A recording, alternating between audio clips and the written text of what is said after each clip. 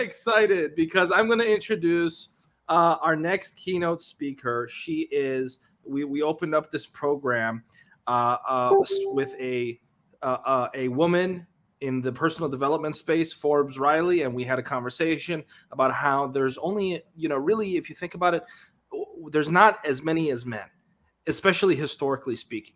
One of those thought leaders, though, that is in the forefront, that has been for several years, is not just a transformational leader. She's also the vice president of the Los Angeles Tribune. If you have enjoyed this program, you need to thank her. If you have enjoyed any of the work that we do in the leadership space, you have to thank her because she runs that division of the organization. It's very unusual for a news and media organization to be in the personal development arena, and that's a tribute to Dr. Natalie Forrest and her passion, because she runs that division of what we do in this space, which we're so proud of. And with that, I'm going to introduce, well, I just introduced her. I'm going to invite her to come up and give her keynote speech. So if you have a pen, if you have a paper handy, make sure that you have that in your hands, because she always has gems of wisdom. But before actually I invite her, I'm going to ask Rex and Adora to just say a couple quick words about Natalie Forrest. Please, Adora.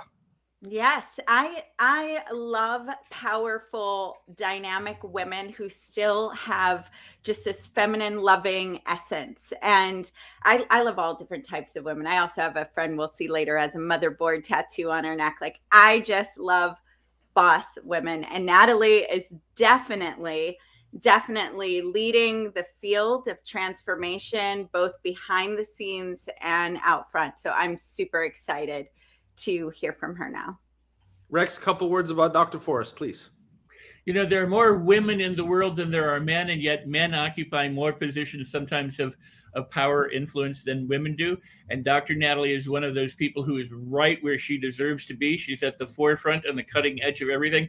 And my life and the life of so many people around me and the rest of us has been immeasurably improved by getting to know and experience Dr. Natalie, and I am so in love with this person. I couldn't be more blessed. Well, I don't know how Natalie feels. Rex just proclaimed his love for you on the air. Maybe he should have said that to you privately. I don't know, but but you know what, Rex? You got to shoot your shot when you have opportunity, my friend.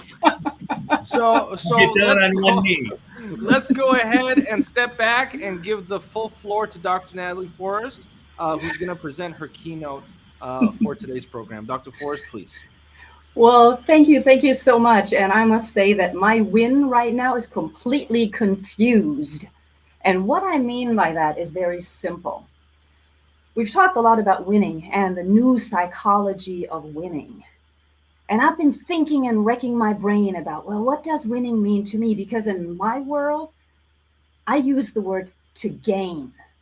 And of course, Rex and the others just also talked about words. Words are so important, the way that we use them. And to gain is not as convoluted yet, not as socially ridiculed as the word win, because win usually means something gives, something loses. So when I think about win, and it took me a while to think about it, which means after I was part of these amazing panels, and I then put my daughter to bed, I thought, what does winning mean to me?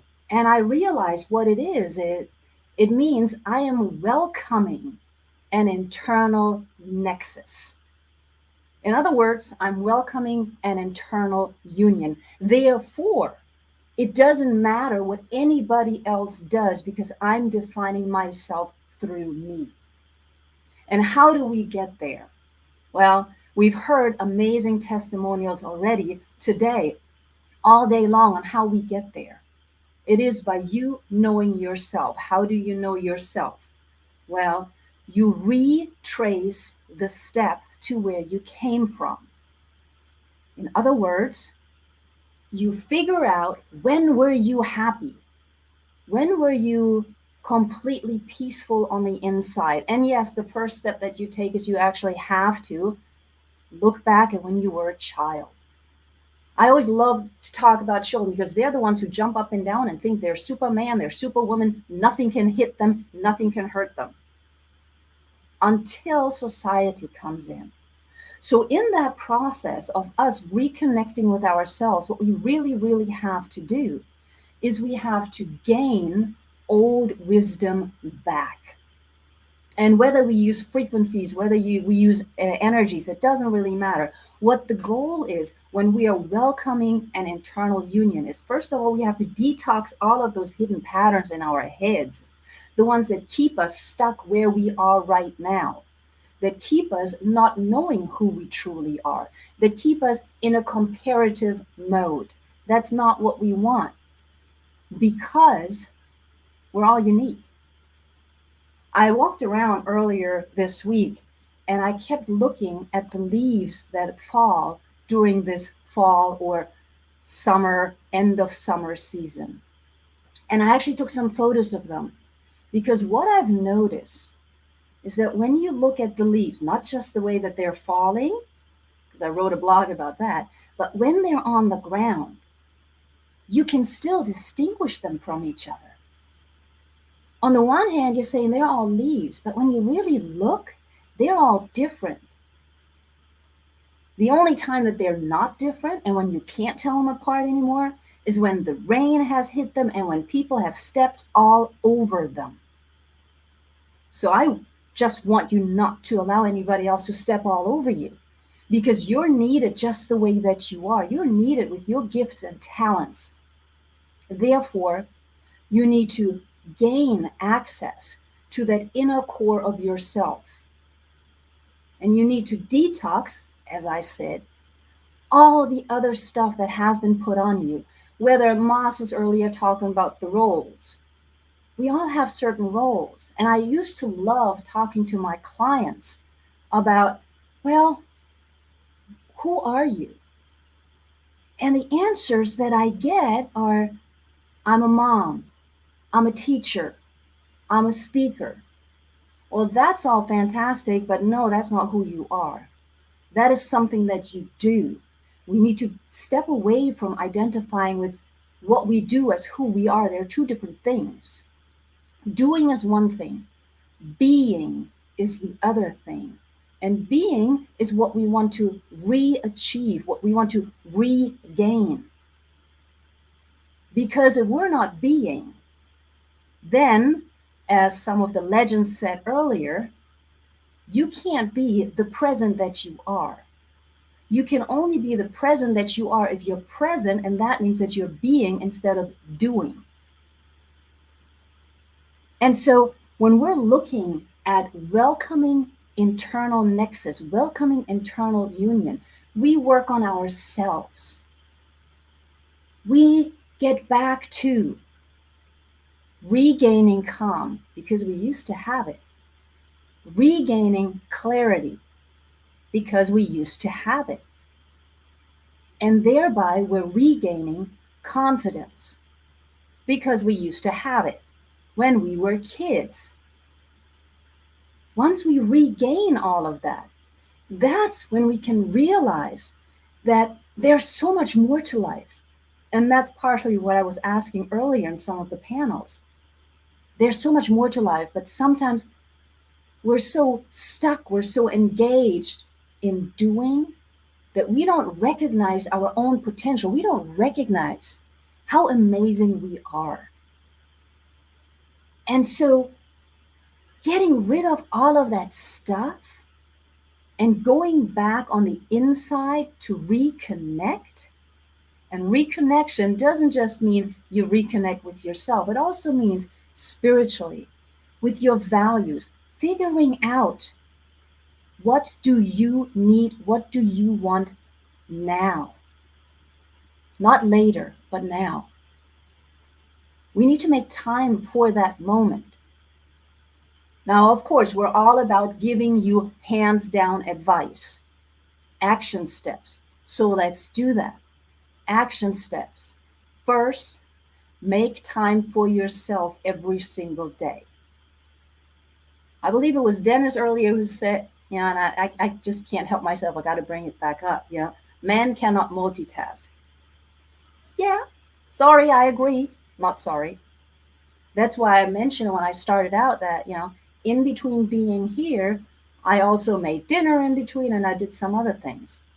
While I was listening, because there are so many important nuggets. So you need to make time for yourself. Every single morning, I meditate. Now, meditation might not be for you. That's perfectly fine. Before I made it a ritual to meditate every morning, it varied two different items. Either I made my own coffee latte and sat down with it and my cat, or I did some yoga. Start the day out with time for you so that you can set the day up the right way for you. Number 2, you need to make time for yourself in whatever ways you can. And I know life gets busy. So use the time you have, whether that means that you listen to your favorite song while you're vacuuming the house, or you're listening to your favorite audiobook while driving in the car, or taking a walk instead of taking the car to drop your child off at school. All of those things are important. And when you make time for yourself, what you also need to do absolutely is be in touch with nature. We need to go out and breathe. And that's tip number 3. Breathe. Really breathe. We talk about coherence, the heart connection. And the way that we do it is we put our hands on our hearts. And we breathe in to the count of 3 usually, hold it, and breathe out to the count of 5. When you do that and you connect with your heart and you tell your heart, thank you, I love you, you are opening the channels to really communicate with yourself, to really welcome that union, to get rid of all of the roadblocks that you have.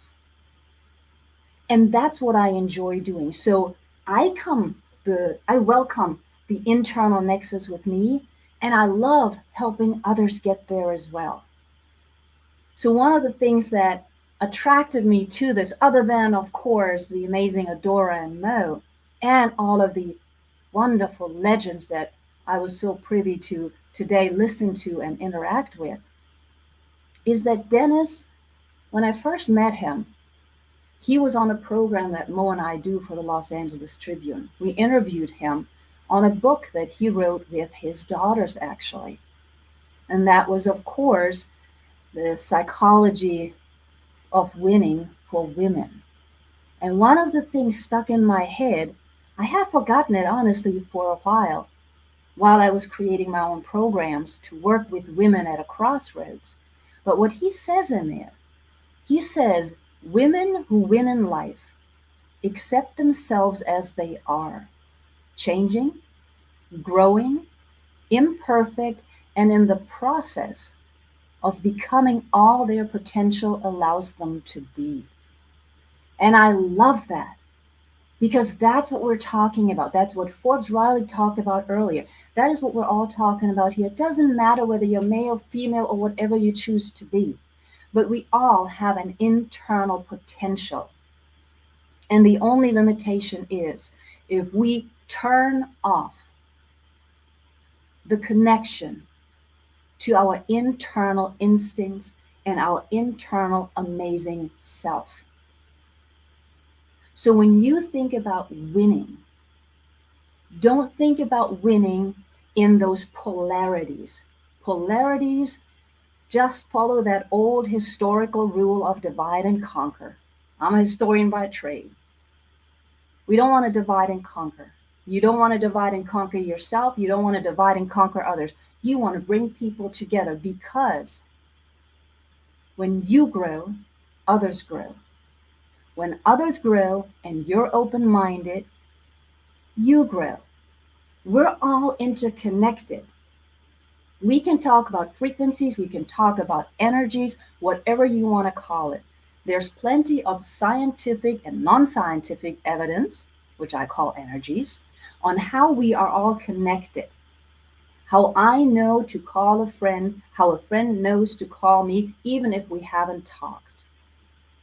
And when hundreds of thousands of people meditate, for example, or sing a song or dance, there is a certain vibration, there's a certain frequency to it. So when you welcome and get rid of the roadblocks that throughout your life have been put in your way, to create and recreate that internal connection to who you are, and thereby it is a spiritual connection as well, then you allow yourself to regain the calm, the clarity, and the confidence. And that allows you to move forward and to no longer be bogged down by fear, worry, anxiety, those things that keep you stuck, because that's not what we want. And yet I know there are many out there who do, who wake up in the morning and they worry about what other people are saying. Well, it doesn't matter. As long as you know who you are, you're never alone. And if you don't like who you are, or you don't know who you are, then you need to open that door back up. Because otherwise, you're not living, you're existing. And if you're only existing, then nobody is winning. And I'm going to close out with one of my favorite lines by one of my favorite singers that he said at a concert I was at just before he sang one of the most important songs that I believe he's ever written. And he said, "Nobody wins unless everybody wins." And with that, I'm going to hand it back to the team behind the scenes. I'll just say that if you would like to connect more with me, I have a Facebook group. It's very simple to find me. I'm everywhere. And as the amazing Moe Rock, of course, also said, you can also find me here on the Los Angeles Tribune channel at any point in time. But please go out and reconnect with yourself, because we need you just the way you are. Thank you for having me.